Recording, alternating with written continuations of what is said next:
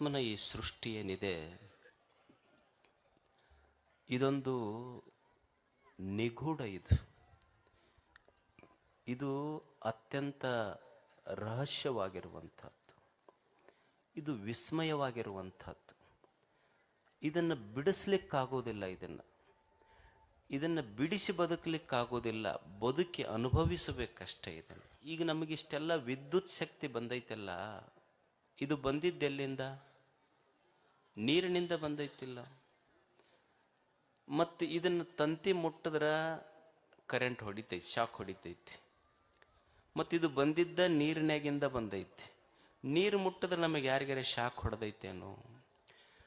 ನೀರಿನೊಳಗೆ ಬೆಂಕಿಯ ನೆಟ್ಟು ಸುಡದಂತೆ ಇರಿಸಿರುವ ಶಕ್ತಿ ಯಾವುದಂತ? ನೀರಿನೊಳಗೆ ಬೆಂಕಿಯ ನೆಟ್ಟು ನೀರನ್ನು ಕಾಯದಂತೆ, ಬೆಂಕಿಯನ್ನು ನಂದದಂತೆ ಇಡಿಸಿರುವ ಶಕ್ತಿ ಯಾವುದಿರಬಾರದು? ಈಗ ನಿಮ್ಮ ಮೈ ಇದೆ, ನೀವೊಂದು ಬ್ಲೇಡ್ ತಗೊಂಡು ಕೊಯ್ರಿ. ಅಲ್ಲಿ ಮಗ್ಗಲ್ ಕುಂತವ್ರಿಗಲ್ಲ ನಾ ಹೇಳೋದು, ಸುಮ್ಮನೆ ಪ್ರಯೋಗ ನಾ ಹೇಳೋದು. ಮೈಗೆ ಒಂದು ಬ್ಲೇಡ್ ತಗೊಂಡು ಕೊಯ್ದ್ರೆ ಏನು ಬರ್ತದೆ ಹೇಳಿ? ಅಲ್ಲಿರುವುದು ಕೀವು, ರಕ್ತ, ಮಾಂಸ. ಈ ಕೀವು, ರಕ್ತ, ಮಾಂಸಗಳ ಮಧ್ಯದೊಳಗೆ ತಾಯಿಯ ಎದೆಯಲ್ಲಿ ಅಮೃತದ ಹಾಲು ಬಂದಿದ್ದು ಎಲ್ಲಿಂದ? ಇದನ್ನಿಟ್ಟವನು ಯಾರು?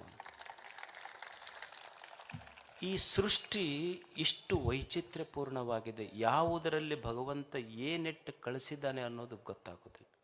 ಅರ್ಶಿಣ ಕಲರ್ ಹಂಗೆ ಅವ್ರು ಕುಂತಾರಲ್ಲ, ಅವ್ರ ಹೆಸರು ಅಶ್ವಿನ್ ಕಾರ್ತಿಕ್ ಅಂತ ಹೇಳಿ. ಅವರು ಹುಟ್ಟಿದ 9 ತಿಂಗಳಿಗೆ ಸೆರೆಬ್ರಲ್ ಪಾಲ್ಸಿ ಅಂತ ಬಂತು. ಅಂದ್ರೆ ಒಂದು ಕಡೆ ಪಾರ್ಶ್ವವಾಯು ಅಂತಿರಲ್ಲ ನೀವು, ಲಕ್ವ ಅಂತಿರಲ್ಲ, ಹಂಗೆ ಬ್ರೇನಿಗಾತು. ಅವ್ರ ತಾಯಿಗೆ ಅನಿಸ್ತು, ಪ್ರಭಾ ಅವರಿಗೆ, ಯಾಕೋ ನನ್ನ ಮಗನ ನಡವಳಿಕೆ ಸಹಜತೆ ಇಲ್ಲ, ಸಹಜ ಮಗುವಿನಂತೆ ನನ್ನ ಮಗ ಇಲ್ಲ ಅಂತ. 14 ತಿಂಗಳಿಗೆ 19 ತಿಂಗಳಿಗೆ ಒಬ್ಬ ಡಾಕ್ಟರ್ ಹತ್ರ ಕರ್ಕೊಂಡು ಹೋದ್ರೆ ಮಗನಿಗೆ ತೋರಿಸ್ಬೇಕಂತ. ಮಗನಿಗೆ ನಿಲ್ಲಿಕ್ಕೆ ಬರ್ತಿರ್ಲಿಲ್ಲ, ಕೂಡ್ಲಿಕ್ಕೆ ಬರ್ತಿರ್ಲಿಲ್ಲ, ಸಹಜ ಮಗುವಿನಂತೆ ಇರಲಿಲ್ಲ. ಡಾಕ್ಟ್ರ್ ಏನು ಹೇಳಿದ್ರು ಅಂದ್ರೆ, ಮಗುವಿನ ಪರೀಕ್ಷೆ ಮಾಡಿ, ನೋಡವ ನಿನಗೆ ಇನ್ನೊಬ್ಬ ಮಗ ಅದಾನ, ಒಬ್ಬನ ಮಗ ಅಂತ ತಿಳ್ಕೊಂಬಿಡು, ಇದು ಸುಮ್ಮನೆ ನಿನ್ನ ಮನ್ಯಾಗ ಇದೊಂದು ವೇಸ್ಟ್ ಕಾಯಿಪಲ್ಯ, ಇದು ಸುಮ್ಮನೆ ಫ್ರಿಜ್ನಾಗ ಇಟ್ಟಂಗೆ ಗ್ಲಾಸ್ನಾಗ ಇಟ್ಬಿಡು ಈ ಮಗನಿಗಂತ ಹೇಳಿದ್ರು ಡಾಕ್ಟ್ರು. ತಾಯಿಗೆ ಬಹಳ ನಿರಾಶೆ ಆಯ್ತು. ಆದರೂ ಭರವಸೆ ಕಳ್ಕೊಳ್ಳಿಲ್ಲ ತಾಯಿ. ಅವನು ಮತ್ತೆ ತೋರಿಸೋದು ಬಿಡಲಿಲ್ಲ. ಒಂದು ದಿವಸ ನಿಮಾನ್ಸಿಗೆ ಕರ್ಕೊಂಡು ಹೋದ್ಲು ಮಗುವಿಗೆ. ನಿಮಾನ್ಸಿಗೆ ಕರ್ಕೊಂಡು ಹೋದಾಗ ಡಾಕ್ಟ್ರ್ ಹೇಳಿದ್ದೇನೆಂದರೆ, ನಿನ್ನ ಮಗನಿಗೆ ಕೈ ಕಾಲುಗಳಲ್ಲಿ ಶಕ್ತಿ ಇಲ್ಲ, ಆದರೆ ಅವನ ಮೆದುಳು ಅವನ ವಯಸ್ಸಿಗಿಂತ 4 ಪಟ್ಟು ಹೆಚ್ಚು ವಿಚಾರ ಮಾಡ್ತದೆ ಅಂತ ವೈದ್ಯರು ಹೇಳಿದ ಮೇಲೆ ಭರವಸೆ ಬಂತಕ್ಕೆ. ಮಗನಿಗೆ ಸ್ಪೆಷಲ್ ಸ್ಕೂಲ್ ಎಲ್ಲಿದ್ದಾವೆ ಅಲ್ಲಿ ಓದಿಸ್ಲಿಕ್ಕೆ ಶುರು ಮಾಡಿದ್ಲು. ಅವರಿಗೆ ಸೆರೆಬ್ರಲ್ ಪಾಲ್ಸಿ ಇತ್ತು, ಮೆದುಳು ಪಾರ್ಶ್ವವಾಯು ರೋಗ ಅಂತಾರದು. ಅಂದರೆ ಸಹಜ ಮಕ್ಕಳು ಶಾಲೆಗೆ ಹೋಗ್ಲಿಕ್ಕಾಗೋದಿಲ್ಲ, ಬರೀಲಿಕ್ಕಾಗೋದಿಲ್ಲ, ಅವರಿಗೆ ಕೈ ಕಾಲು ಯಾವುದು ಕೆಲಸ ಮಾಡೋದಿಲ್ಲ, ಬರೀ ಒಂದು ಬಳ್ಳ ಅಷ್ಟೇ ಕೆಲಸ ಮಾಡ್ತದೆ, ಒಂದೇ ಬಳ್ಳ. ಅವನು SSLC ಪರೀಕ್ಷೆ ಬರೆಸಿದ್ರು ಸಹಾಯ ತಗೊಂಡು, 84% ಅವ್ರು ಮಾಡಿದ್ರು. ಕರ್ನಾಟಕದೊಳಗೆ ಈ ಸೆರೆಬ್ರಲ್ ಪಾಲ್ಸಿ ಇದ್ದು 84% ಮಾಡಿದ ರೆಕಾರ್ಡ್ ಅಶ್ವಿನ್ ಕಾರ್ತಿಕ್ನ ಹೆಸರಲ್ಲೇ ಇದೆ. ಯಾರೂ ಮುರಿದಿಲ್ಲ ಅದನ್ನಿನ್ನು. ನಮ್ಮ ಎಲ್ಲ ಇಂಟರ್ನ್ಯಾಷನಲ್ ರೆಸಿಡೆನ್ಷಿಯಲ್ ಸ್ಕೂಲ್ನಾಗ ಇಟ್ಟಿರ್ತೀವಿ, 35ಕ್ಕೆ ಟಿಣಕ್ತಾವು. ಅಲ್ಲ, ಅವ್ರ ಅಪ್ಪನೂ ಟಿಣಕ್ಕಿರ್ತಾನೆ, ಮಗನೂ ಟಿಣಕ್ತಾವ. ಒಂದೇ ಬಳ್ಳಿಟ್ಟುಕೊಂಡು 84% ಅಶ್ವಿನ್ ಕಾರ್ತಿಕ್. SSLC ರಿಸಲ್ಟ್ ಬಂತು. ಏನು ಮಾಡ್ಬೋದು ಹೇಳ್ರಿ? ಒಂದು ಬಳ್ಳಿ ಇಟ್ಟುಕೊಂಡು ಮನುಷ್ಯ ಉಳಿದ ಯಾವುದು ಕೆಲಸ ಮಾಡೋದಿಲ್ಲ, ಒಂದು ಬಳ್ಳಿ ಕೆಲಸ ಮಾಡ್ತೈತಿ. ಏನು ಮಾಡ್ಬೋದು? ಆರ್ಟ್ಸ್ ಮಾಡ್ಬೇಕಂತ ಎಲ್ಲರೂ.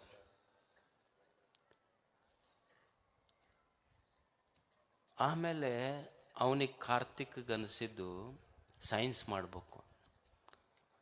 PUC ಸೈನ್ಸ್ ಮಾಡ್ದ.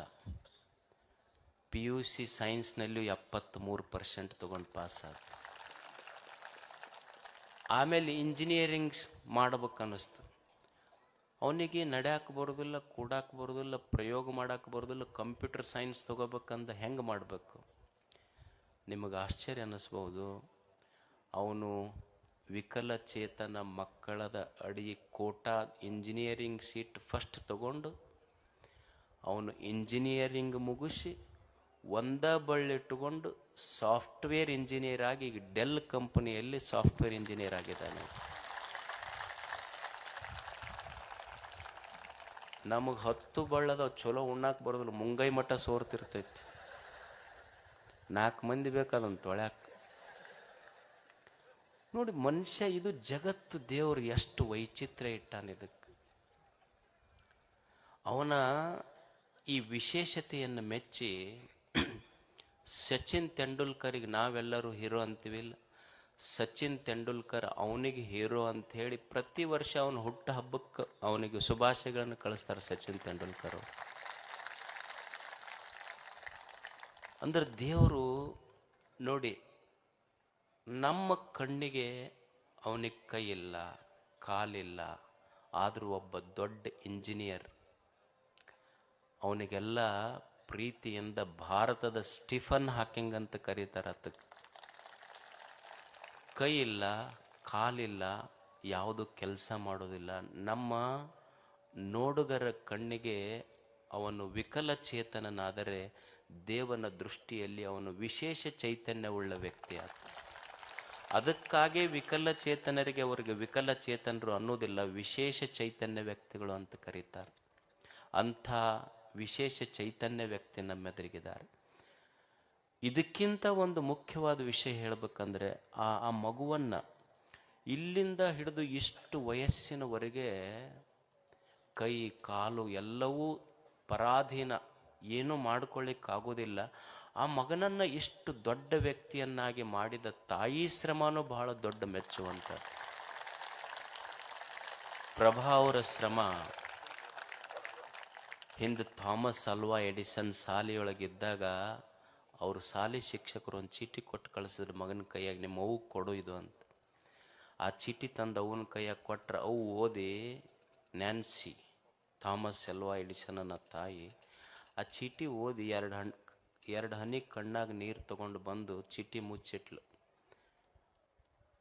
ಮಗ ಕೇಳ್ದ, ಎಡಿಸನ್ ಏನು ಬರ್ದಾರ ಅವ್ರು ಶಾಲ್ಯಾಗ ಚೀಟ್ಯಾಗ? ಇಲ್ಲ, ನಿನ್ನ ಮಗ ಭಾಳ ಬುದ್ಧಿವಂತದಾನ, ಇವನಿಗೆ ನಮ್ಮ ಸ್ಕೂಲ್ನಾಗ ಯಾರೂ ಕಲಿಸುವ ಸಾಮರ್ಥ್ಯ ಇಲ್ಲ, ಅಂಥ ಬುದ್ಧಿವಂತ ನಿನ್ನ ಮಗ ಅಂತ ಬರ್ದಾರ ಅಂತ ಓದಿದ್ಲು ತಾಯಿ. ಒಂದು ದಿವಸ ಇವ ದೊಡ್ಡ ವಿಜ್ಞಾನಿಯಾದ, ತಾಯಿ ತೀರ್ಕೊಂಡ್ಲು.